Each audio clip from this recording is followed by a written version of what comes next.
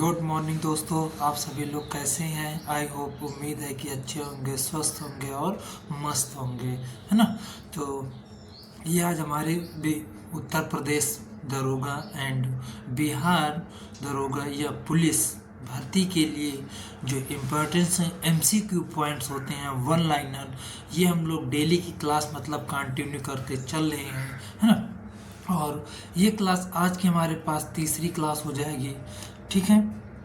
जो हमारे पास कौन सी क्लास बन जाएगी, ये तीसरी क्लास आज की हो जाएगी, राइट ना। तो इसी में हम लोग कंटिन्यू कर रखते हुए इसको बढ़िया से, और जैसे कि हम लोग थंबल में भी यहाँ पे देख रहे हैं, है ना। ये हो जाएगा हमारे पास questions, one liner most previous years questions, है ना। तो ये है। तो आज हम लोग इसी क्लास को फिर से कंटिन्यू आज देखते हैं कि नए क्वेश्चन हमारे पास कौन कौन से इसमें से अवेलेबल्स हैं एग्जिट के लिए। चलो, तो हम लोग स्टार्ट करते हैं अपनी आज की क्लास को। तो ये हमारे क्लास में आ गई है, तो धीरे धीरे इसको देख लेते हैं। जैसे कि हम लोग यहाँ पे सीन किए हैं, है ना। तो वन लाइनर MCQ की बात करते हैं डे बाई डे के यहाँ, तो है ना। तो ये है, और आगे देख लेते हैं। ये इसके इम्पोर्टेंस पॉइंट लाइन पे हैं। तो इम्पोर्टेंस जो पॉइंट्स हैं, है ना, वही एग्जामिनेशन पॉइंट व्यू से देखे गए हैं, और इसी से यहाँ कुछ रिलेटेड और पॉइंट्स हैं जो कि वन लाइनर पे चलते हैं, है ना। और हम लोग अच्छे से और इनको रिकवर करते हुए विद रिविजन के साथ में चलते हैं, ठीक है ना। तो ये आज हमारे पास ये जो क्वेश्चंस आ जाएंगे, तो फर्स्ट ऑफ ऑल जो क्वेश्चन हो जाएंगे हमारे पास में, वो है देन ब्रीजिंग पैकिंग का नया नाम है। ब्रीजिंग पैकिंग का ये मतलब कैसा नाम है हमारे पास में, तो ये न्यू नेम है, ठीक है ना। ब्रीजिंग पैकिंग के नेम न्यू नेम है, ठीक है ना। तो इसी को अगर इंग्लिश वर्ड में हम लोग ट्रांसलेट करके देखेंगे तो ये हो जाएगा then brass is the new name of packing, right ना। देखेंगे फिर नेक्स्ट आता है क्वेश्चन सेकंड आ गया हमारे पास। दिन क्वेश्चन सेकंड में देख लेते हैं। क्वेश्चन सेकंड है दिन विश्व का सबसे बड़ा फूल, है ना, फूल रेफ्लेक्सिया देन ऑन लेडी, ठीक है ना। जो इसको विश्व का सबसे बड़ा फूल हमारे पास वो कौन सा है, ये ऑन लेडी फूल्स हैं, ठीक है ना। रिफ्लेक्सियस ऑन डी, राइट। इसके और आगे अगर इंग्लिश में बात करते हैं तो the largest flowers in the world दिन रेफ्लेसिया, है ना, रिफ्लेसिया। और देखिए ना, तो ये इसका हो जाएगा क्वेश्चन से। Then second is the question हमारे पास में है थर्ड क्वेश्चन में लिखा है भारत के उपराष्ट्रपति को हटाने का प्रस्ताव केवल राज्यसभा में पेश किया जाता है ना। तो भारत का उपराष्ट्रपति का यहाँ जो हटाने का प्रस्ताव है ना, वो प्रस्ताव मतलब पेश किया जाएगा कहाँ पे, राज्यसभा में पेश किया जाएगा, राइट। तो नेक्स्ट, तो the regulations of remove the vice president of India is then indirect the राज्य सभा, only the राज्य सभा में चीज कर पाएंगे, है ना, राइट। फिर नेक्स्ट पे हमारे पास में क्वेश्चन नंबर 4 जो वॉइस कर रहा है, ये है मानव शरीर यानी कि सूखा रोग, है ना। मानव शरीर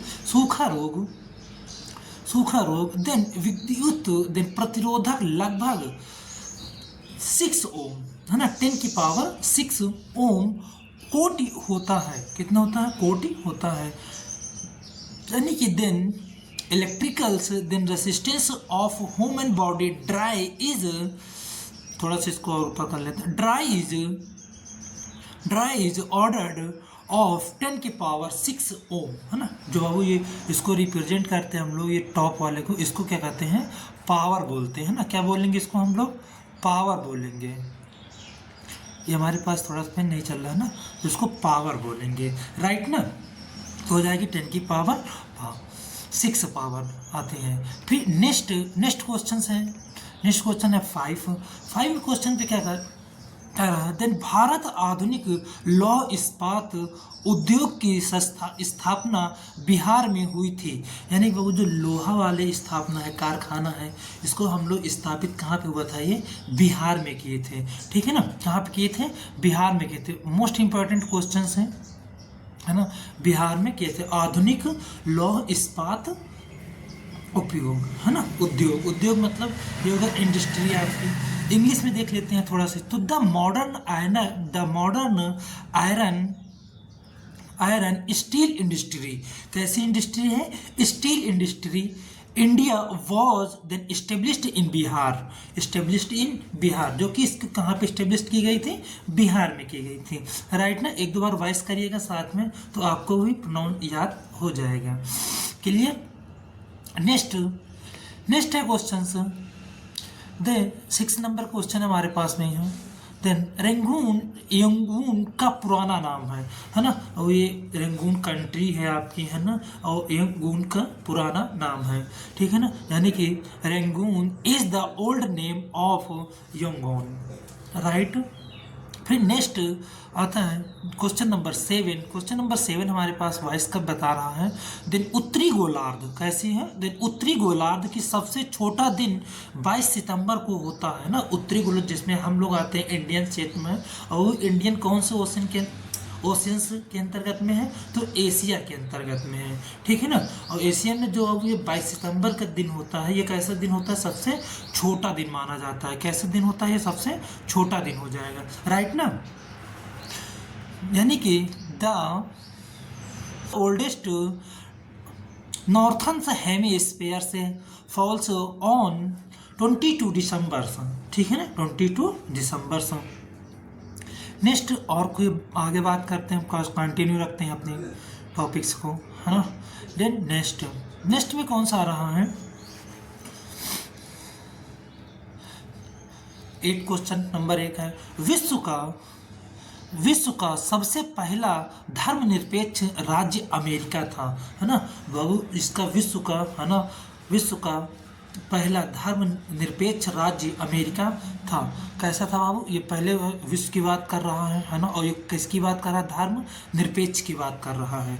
जो कि धर्मनिरपेक्ष में कौन सा? पहले अमेरिका की बात कर रहा है, राइट ना। अमेरिका यानी कि विश्व का पहला धर्मनिरपेक्ष राज्य अमेरिका था।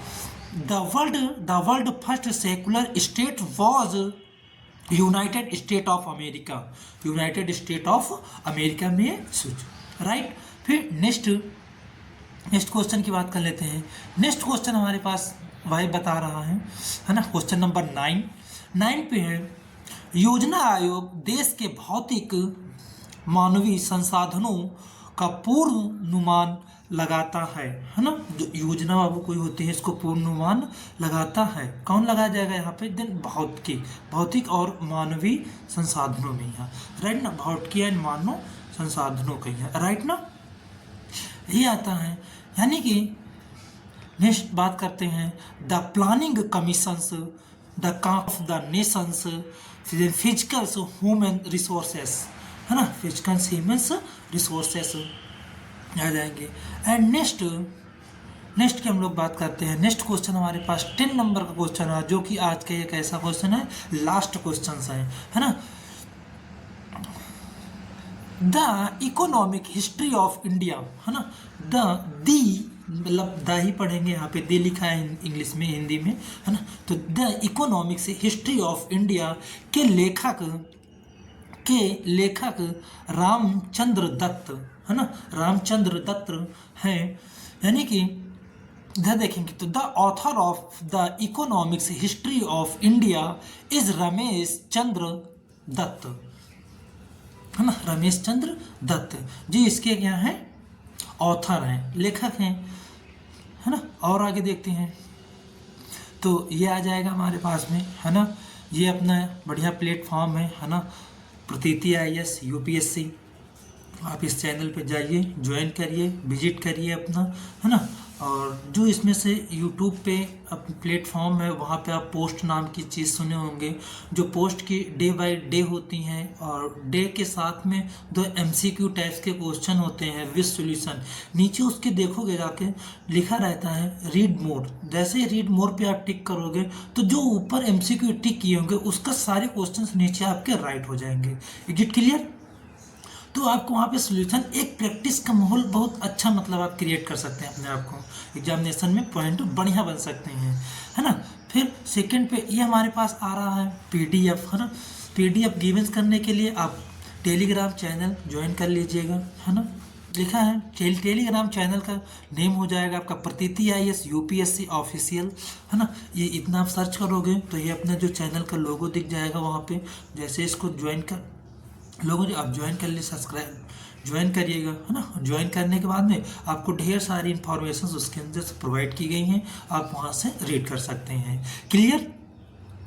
फिर आगे तो ये हमारी क्लास आज की फिनिश कर रहे हैं, है ना।